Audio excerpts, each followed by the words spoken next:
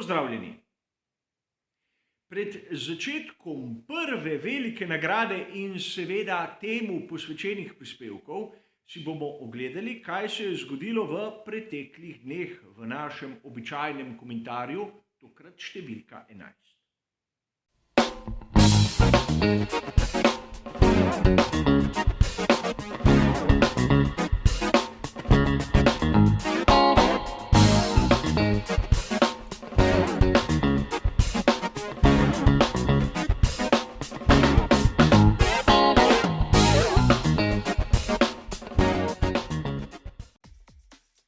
Kot običajno tudi tokrat se bomo ukvarjali s 4 različnimi tematikami, 4 različnimi sklopi novic. V njih bom skušal s svojim komentarjem dati malce več pozornosti na tiste novice, ki po mojem mnenju so bile strani tistih glavnih virov pomaknjene malce v ozadje. Ali pa bom skušal razsvetliti nek določen drugačen zorni kot, ki ga je marsikdo izpustil. Tokrat, kot že mnogokrat poprej, se bomo ukvarjali s članki, ki so bili objavljeni na isti dan. Slučajno, tokrat 15. marec. A nič zato, tudi tokrat, ukolikor koga zanima, kaj je pisalo v izvirniku, dobi vse bližnjice navedene v opisu. In da ne bomo kot običajno predolgi in dolgočasni, je najbolje, da začnemo z našim prvim sklopom.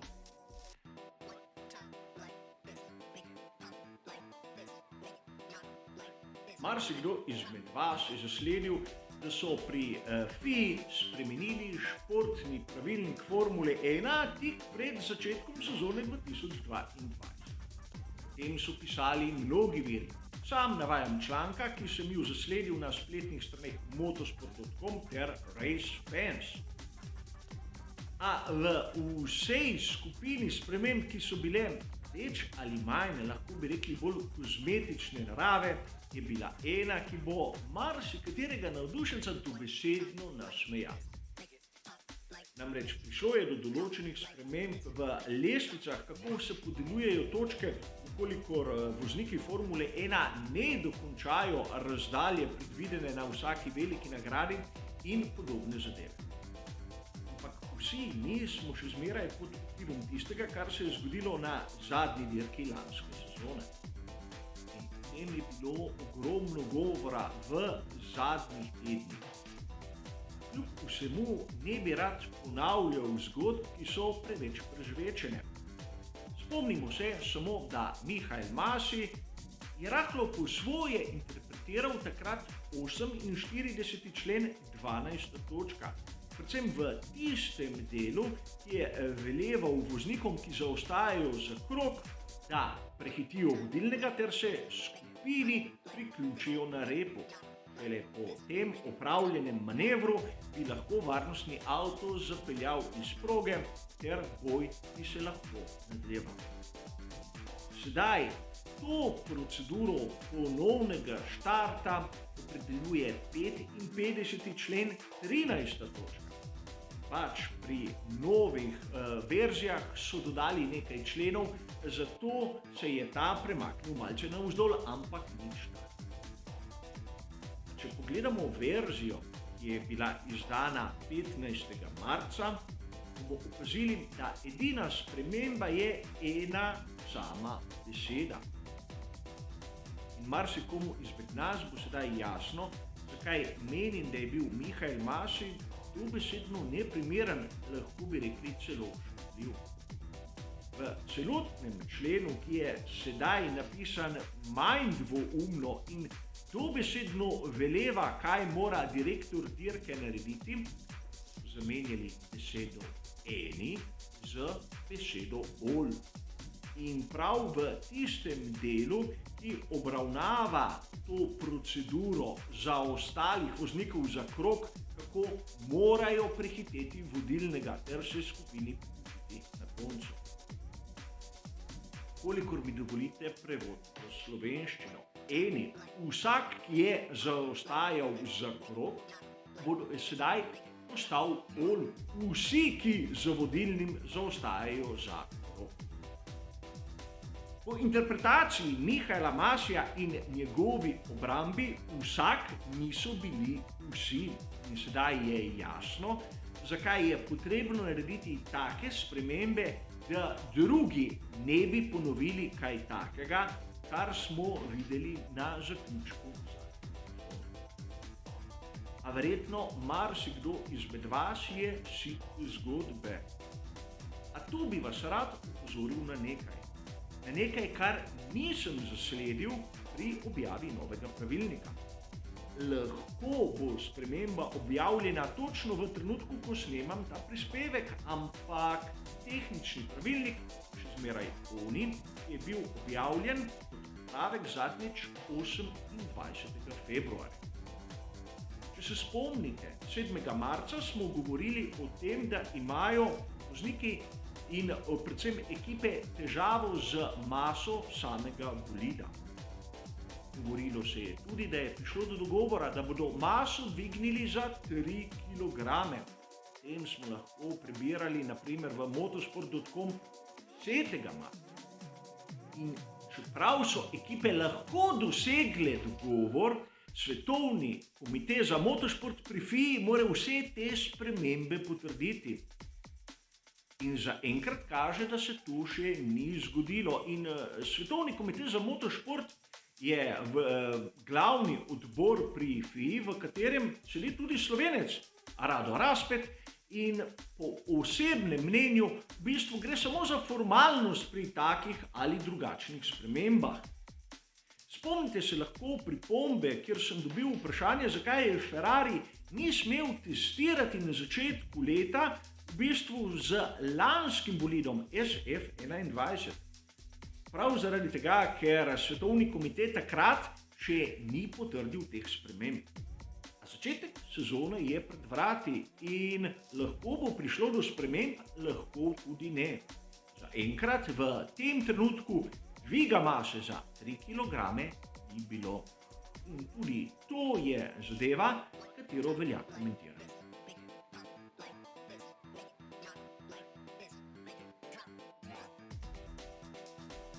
Izgleda, da so pri seriji Drive to Survive naredili korak predaleč. O tem smo lahko brali na spletni strani Motorsport, kjer je Luke Smith spisal kar konkretno kritiko nad novo sezono. In kar je še bolj zanimivo, članek so dobesedno prevedli tudi pri italijanski verziji te strani, kjer mnogokrat povzemajo članke svojih angleških avtorjev, ampak italijanski pisci pridodajo svoje mnenje in so tako nekako navedeni kot koavtor. Tokrat ne. Šlo je za dobeseden prevod članka, kar je na tej spletni strani redkost. Kljub vsemu tudi na tem kanalu smo 6. marca govorili o novi sezoni te serije, kjer sem tudi sam izrazil kar nekaj pomislekov glede pristopa, ki ga imajo pri ustvarjanju te serije. Ne gre za neke vrste dokumentarni film, ampak za neke vrste skorajda fikcije. In potrdilo tega smo dobili tudi iz članka Luka Smitha, ker je dobesedno povedal, da izjemno težko bodo tisti, ki sledijo Formuli 1, prepoznali dogodke iz sezone, ki so jo spremljali v živo. Od tega, da so dobesedno časovnico premikali avtorji serije in naredili marsikaj, kar v resnici se nikoli ni zgodilo. Do raznih kontrastov in seveda sporov, ki jih med vozniki naprimer ni. Tudi zaradi tega je razumljivo, da Max Verstappen z njimi ni hotel sodelovati. In toliko bolj je jasno, zakaj Stefano Domenicali zahteva dodano vrednost, kolikor želi imeti serija bodočnost v Formuli 1. Kaj se bo zgodilo, bomo videli sami. Želim si le, da bi navdušenci spremljali tisto realno dogajanje in ne fikcije, ki nam jo tako ali drugače ponujajo producenti.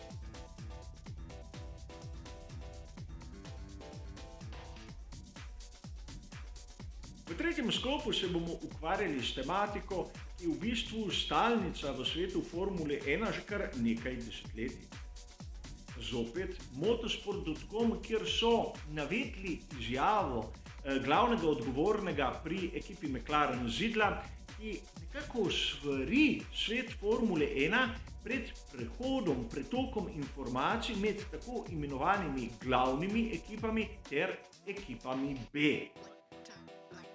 Po svoje ni pokazal s prstom pravzaprav na nobeno ekipo, ampak skrbi ga naprimer odnos med ekipo Haas ter Ferrarijem. Seveda pri Ferrariju so naredili čisto posebno ločeno pisarno za ekipo Haas, v katero so strpali vse tiste tehnike, ki jih nočejo prepustiti konkurenci, ampak po drugi strani jih nočejo imeti niti v skuderiji sami in govorimo o Simoneju Resti. A malo kdo izmed nas se naprimer spomni, kaj se je zgodilo v sezoni 2018, kjer je bil VF18 izjemno podoben Ferrariju SF70H. In če smo pravzaprav iskreni, tisti bolid ekipe Haas je bil do tega trenutka najbolj uspešna kreacija te ekipe. Pa zanimivo je v nadaljevanju članka, kjer je izjavo podal tudi Marzafnau. Zdaj je pri ekipi Alpine, ampak pred tem je bil član Aston Martina in Aston Martin uporablja vetrovnik tovarniške ekipe Mercedes. In Otmar je povedal, da nobenih težav, nobenih kontaktov, med delovnim tednom so vetrovnik uporabljali pri Mercedesu, med vikendi so vetrovnik uporabljali pri Aston Martinu, predtem tudi pri Racing Pointu, ker je bil njihov bolid RP20 izjemno podoben Mercedesu dvojni V10. Seveda, bilo je tudi okrog tega ogromno govora, ampak nekdo bi lahko postal sumničav, kajti ukolikor več ekip uporablja isti vetrovnik, se da zgoditi, da bi lahko nekdo prišel do podatkov, katerih ne bi smel videti. In to je ena izmed glavnih skrbi, ki jih je izrazil Zidl. Namreč McLaren je izključno stranka pri Mercedesu in to le ter izključno, kar se tiče pogonskih sklopov.